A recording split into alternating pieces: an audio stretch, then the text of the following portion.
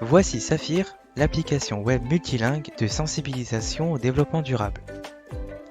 Saphir comporte de multiples activités pédagogiques à destination des enfants de différentes cultures et nationalités.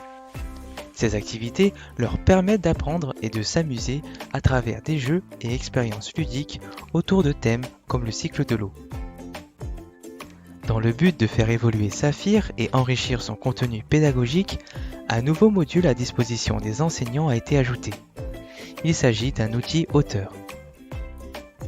Pour découvrir ce nouvel outil, visitons la page de gestion des contenus, appelée la mine de Saphir.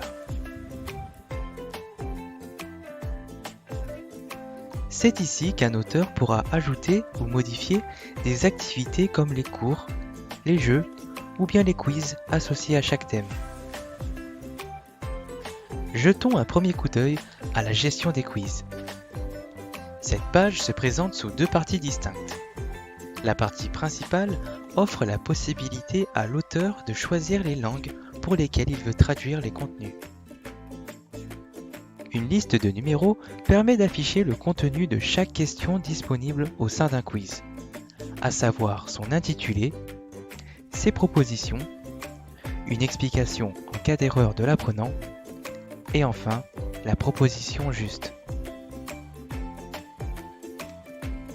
La deuxième partie de page est importante quant au contexte de chaque question au sein de l'application.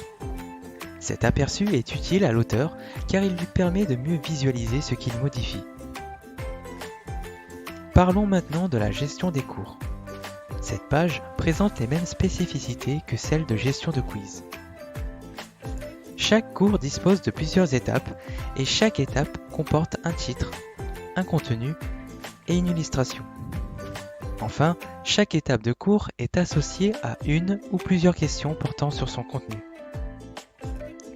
Dans le but de rendre le cours plus interactif, l'illustration a été repensée et dispose maintenant d'étiquettes cliquables permettant de faire apparaître du texte. L'outil auteur permet ainsi de définir la position de chaque étiquette et sa description. Par ailleurs, une nouvelle activité de type vidéo a été intégrée à Saphir. Celle-ci permet à l'enseignant d'associer une vidéo portant sur un des thèmes existants. Cette vidéo est disponible aux apprenants et constitue un autre moyen intéressant pour par exemple apporter des explications ou approfondir un cours. En plus, il y a maintenant la possibilité de créer et consulter une fiche pédagogique.